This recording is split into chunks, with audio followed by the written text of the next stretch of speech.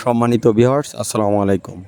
সম্প্রতি আওয়ামী লীগ নিষিদ্ধের যে আন্দোলনের নিয়ন্ত্রণ কার হাতে ছিল, বিবিসি বাংলার একটি রিপোর্ট করেছেন। চলুন আজকের ভিডিওতে আমরা সেই রিপোর্টটি দেখে আসি। এভাবেই গত শনিবার ঢাকার শাহবাগে গণজমায়েত করেছিল এনসিপি সহ বেশ কয়েকটি রাজনৈতিক দল ও সংগঠন। দাবি আওয়ামী লীগকে নিষিদ্ধ করা, যা কার্যত মেনেও নিয়েছে অন্তর্বর্তী সরকার। আপাতভাবে রাজনৈতিক দলগুলোর ঐক্যের মাধ্যমে দাবি আদায় করা হয়েছে বলে মনে হলেও বাস্তব প্রেক্ষাপট বলছে ভিন্ন কথা।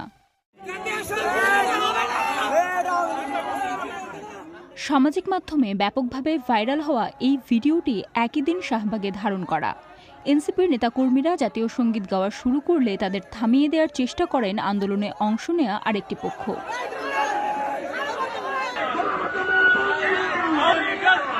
একইভাবে সমালোচনার মুখে পড়েছে এই ভিডিওটিও। এনসিপি যে দাবিটা নিয়ে গিয়েছিল সেটার প্রতি তো আওয়ামী লীগের বাইরে বিশাল একটা জনমত তার পক্ষে ছিল, কিন্তু আমরা পরবর্তীতে যেটা দেখলাম শাহবাগে, যে মনে হলো যে এটা পুরো আন্দোলনটা জামাত ছিনতাই করে নিয়ে গেছে। তো সুতরাং যে ধরনের স্লোগান টোগান উঠেছে, এতে বোঝা যায় যে লোকবলের দিক দিয়েও জামাত, হেফাজতে ইসলাম এরা বেশ শক্তিশালী। তো তারা তাদের মোবিলাইজেশনটা তাদের মতো করে করেছে। এই বিশ্লেষক বলছেন, আন্দোলনের উদ্যোগ এনসিপির হলেও শেষ পর্যন্ত তার দলটির নিয়ন্ত্রণে ছিল না। সাবেক রাষ্ট্রপতি আব্দুল হামিদের দেশ ছাড়ার খবর আসার পর শুক্রবার রাতেই ফেসবুকে পোস্ট দিয়ে প্রধান উপদেষ্টার বাসভবন যমুনার সামনে অবস্থান নেন এনসিপি নেতা হাসনাত আব্দুল্লাহ। পরে এনসিপি সহ ইসলামপন্থী বিভিন্ন দলের নেতাকর্মীরা এতে যোগ দেন। তবে 2 দিন ধরে চলা সেই কর্মসূচিতে যোগ দেয়নি দেশের বড় রাজনৈতিক দল বিএনপি। ঐক্য কারা করছে? সবার সঙ্গে তো ঐক্য করছে না, অনেক দল বাইরে রয়ে গেছে। আর এই দেশে এখন একটা ভঙ্গুর অবস্থা, আমরা একটা ক্লান্তি লগ্ন পার করছি। এই সময় এইসব ইস্যুকে নিয়ে রাস্তায় নামা, আমার মনে হয় অন্য কোনো পলিটিক্যাল ইন্টেনশন আছে।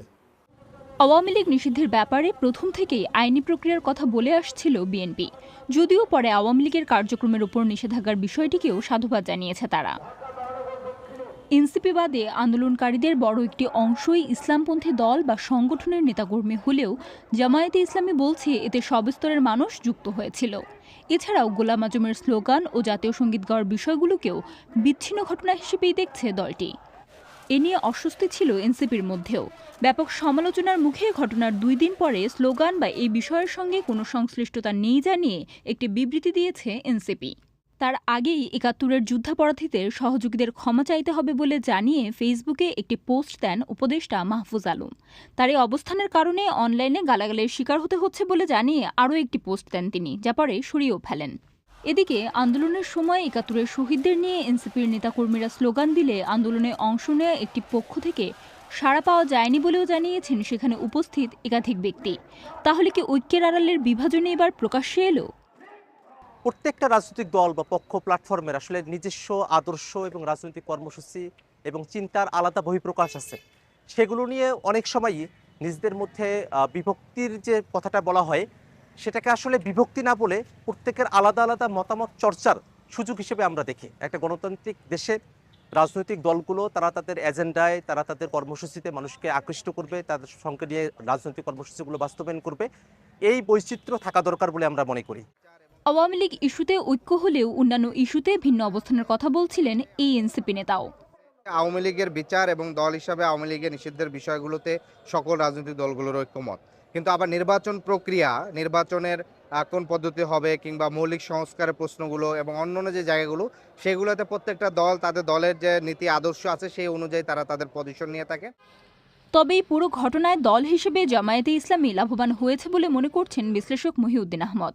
তার মতে দেশে অনেকগুলো ইসলামপন্থী রাজনৈতিক দল থাকলেও নির্বাচনের রাজনীতিতে জামায়াত ছাড়া অন্য দলগুলোর ভূমিকা সামান্যই। ইসলামপন্থী দলগুলোর চাইতে জামাত অন্যান্য দলের চাইতে জামাত অনেক বেশি সংযুক্ত, এবং তাদের নির্দিষ্ট রাজনীতি আছে, একটা ডক্ট্রিন আছে। তো সুতরাং এবং জামাত একটু চাপও সৃষ্টি করছে এখন, কারণ নির্বাচন কমিশনে জামাত এখনো নিবন্ধন ফিরে পায়নি।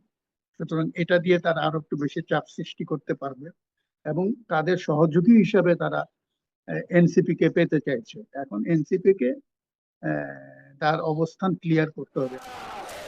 এর আগে রাষ্ট্রপতিকে অপসারণ, জুলাই ঘোষণাপত্রের মতো ইস্যুতেও এনসিপির সাথে কয়েকটি রাজনৈতিক দল ও সংগঠনের ঐকমত্য দেখা গেছে, যদিও শেষ পর্যন্ত তারা সেটা সফল করতে পারেনি। তবে এবার আওয়ামী লীগের কার্যক্রমে নিষেধাজ্ঞা দেওয়ার পর নিজ নিজ দলের স্বার্থের দিকে তাকিয়ে পক্ষগুলোর অভ্যন্তরীণ বিভেদ সামনে আসবে নাকি এটি কেবলই সাময়িক মতভিন্নতা, উঠছে এমন প্রশ্ন।